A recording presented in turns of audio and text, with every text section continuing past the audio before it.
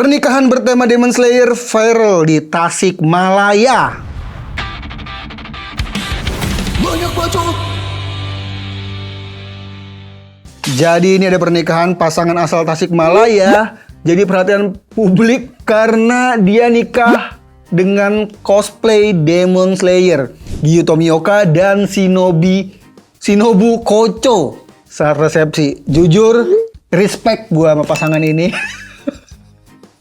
Gue wibu, gue pun nikah priwetnya dengan tema One Piece. Tapi gue nggak sanggup sih kalau sampai cosplay. Gue respect banget sama dua orang ini yang kok bisa dapat izin sama keluarganya ya. Apa keluarganya dari keluarga bangsa iblis apa? Maksud gue gila, ini nikah nih kan sakral, ada adat ya, adat Jawa, adat Minang. Kok Anda pakai adat iblis? Tapi respect. Ini gila, gue selalu suka dan gue selalu seneng lihat ada orang yang berani out of the box, yang berani menembus batasan untuk melakukan sesuatu. Salah satunya adalah ini, nikah tema Demon Slayer cosplay. Mari kita lihat videonya. Ini dia. Kayak acara Halloween jadi ya. Oh my god. Mohon maaf.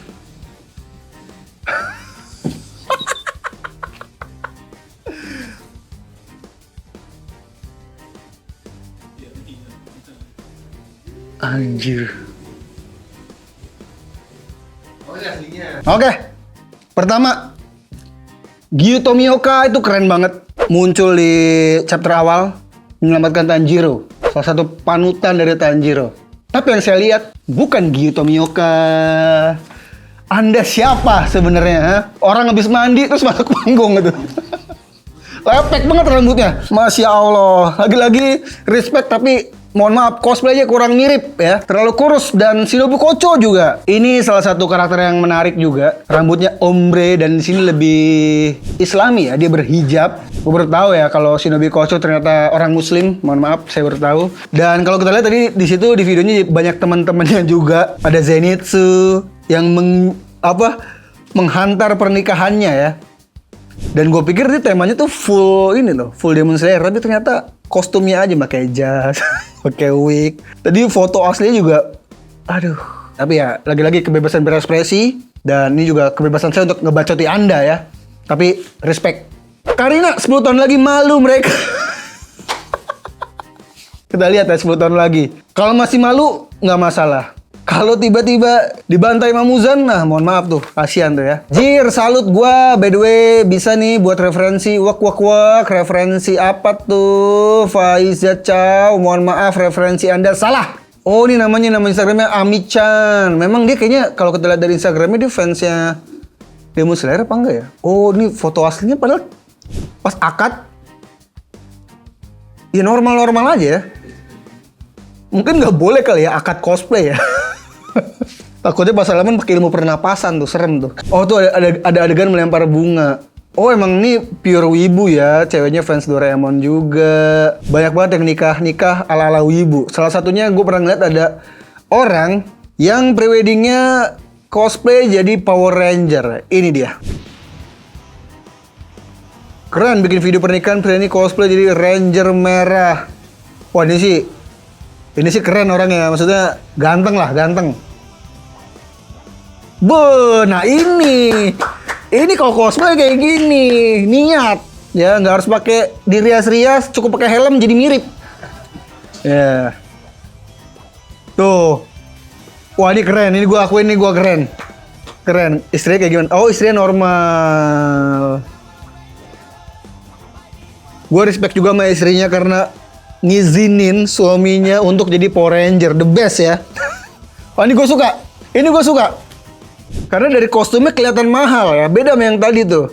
Yang Demon Slayer kayaknya memang nyewa di pasar impres ya. Kita lihat komentarnya. Tahu nggak kenapa dia harus jadi Power Ranger? Soalnya kalau sudah nikah dia harus menghadapi monster setiap hari. Gokil. Anjir gue jadi inget Power Ranger tuh yang versi ini punya monster yang nenek lampir itu, gue lupa namanya siapa lagi. Rita ya? Keren nih bang. Oh ya Rita, benar tuh. Keren nih bang. Cuman mempelai wanitanya kayak musuh Power Ranger, Rita. Tapi ya, gue akuin ini cosplaynya bagus. Niat.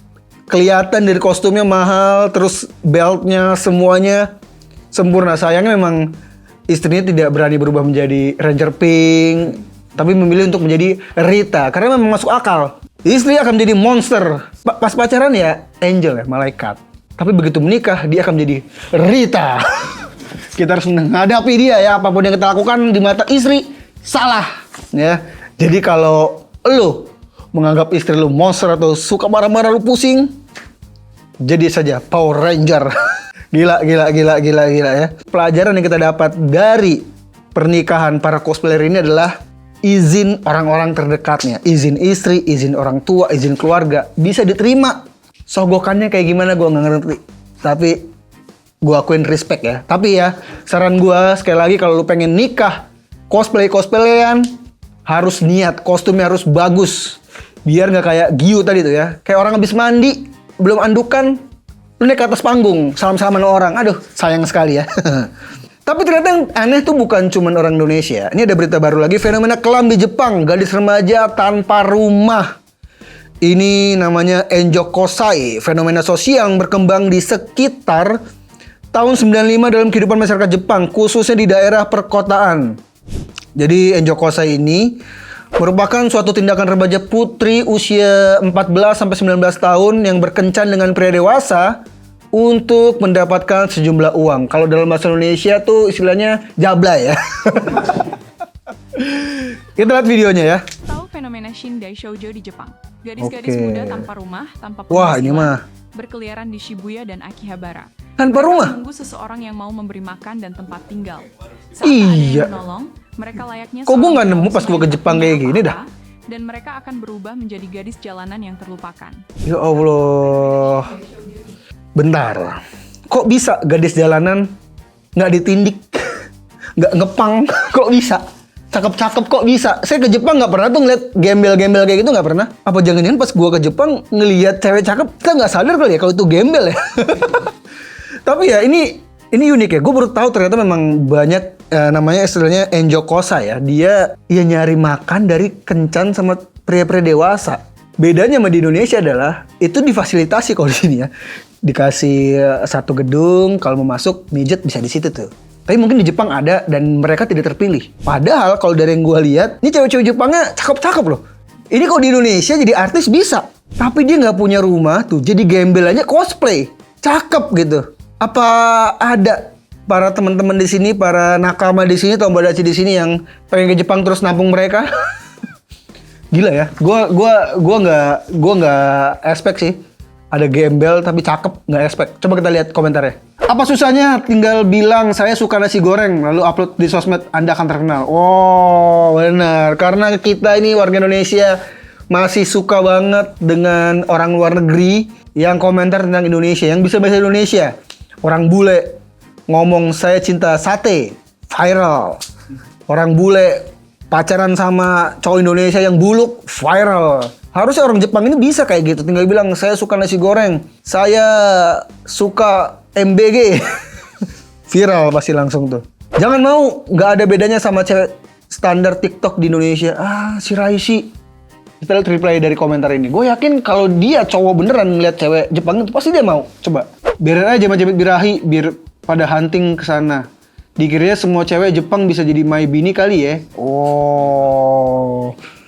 Gila, standar cewek dia tinggi juga ya. Ada lagi nih komentar dari Front 19. Santai, orang imigran India siap nampung 3 pun sanggup.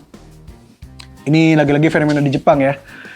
India menguasai Jepang ya. Tiba-tiba Jepang rasa India tuh cukup aneh ya. Gue takut aja tiba-tiba ntar onigiri dibikin pakai kuah kari pakai tangan. Aduh, gue nggak sanggup. Gue suka banget Jepang. Gue suka banget makanan Jepang dan gue nggak sanggup kalau tiba-tiba nanti semua street food di Jepang yang masak orang India. Mohon maaf, jangan sampai. Ya, itulah fenomena enjokosa ya. Gila. Semoga di Indonesia juga ramai seperti itu. Tapi harus rapi, harus wangi ya. Kalau di Indonesia ada kayak gitu, Gue yakin yang ngangkut cepet tuh. Gak akan ditegur-tegur polisi, tiba-tiba sehari hilang, yang ngangkut banyak ya. Sayangnya di sini kebanyakan anak pang, jadi mau ngangkut juga mandiinnya aja udah susah. Oke, itu dia tadi berita yang sudah gue bacakan. Sekarang mari kita bacotin para wibu-wibu aneh yang ada di sosial media. Ini dia.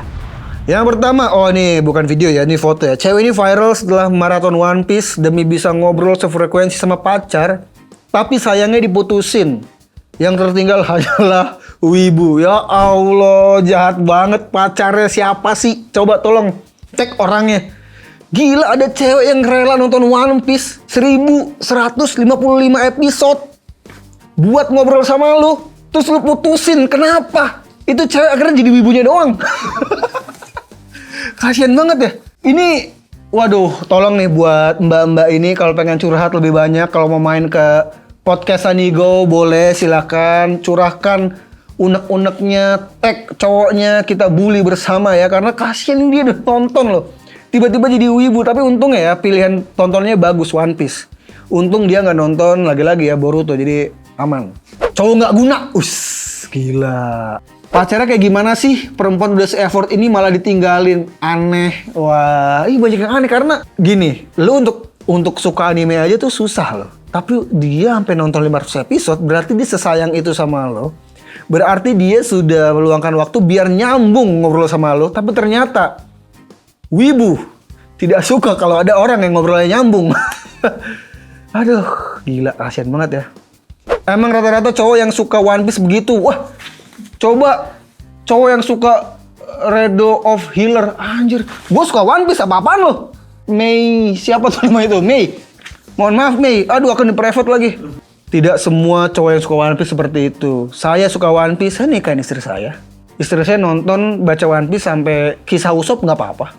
Tapi yang penting tidak semua cowok One Piece seperti itu. Itu kalau ada cowok yang kayak begitu, berarti dia bukan suka One Piece.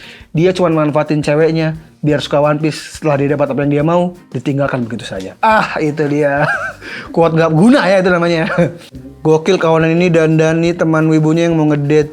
Anjay. Oke. Ketemu cewek. Oh, ini dandanan normal buat dia ya. Tapi emang wibunya sangat berasa sih. Itu masker bisa dicopot nggak? Mohon maaf. Terus nanti gimana? Ceweknya kesini? Kesini dong, aku nanti dijemput pakai mobil. Anjay. Ceweknya pakai mobil, respect. Tapi lu ngedate, namanya gini sih. Harusnya gimana? Oh, ini teman yang baik nih, mau di make upin. Baju, celana. Bajunya apa sih itu? Oh, buah Hankook, lagi-lagi wibu One Piece ya. Wah, better. Tapi maskernya dicopot, tolong. Oh, tasnya bener. Nah, coba kita lihat. Lihat masa rambutnya. Tuh, oh rambutnya diubah sedikit. Starboy masih bermula. Wah, ini menarik nih, menarik. Contoh, Ini sama aku dikasih kaca ya. Kasih kaca, betul. Nah. Benar. Iya. Dia mah dari dulu emang Coba kita lihat hasilnya. kayak gini. Anjay. Dari video ini kita belajar sebenarnya wibu itu keren loh. Wibu itu bisa keren. Wibu itu banyak yang ganteng, banyak yang cantik, tapi memang selera fashionnya yang aneh-aneh.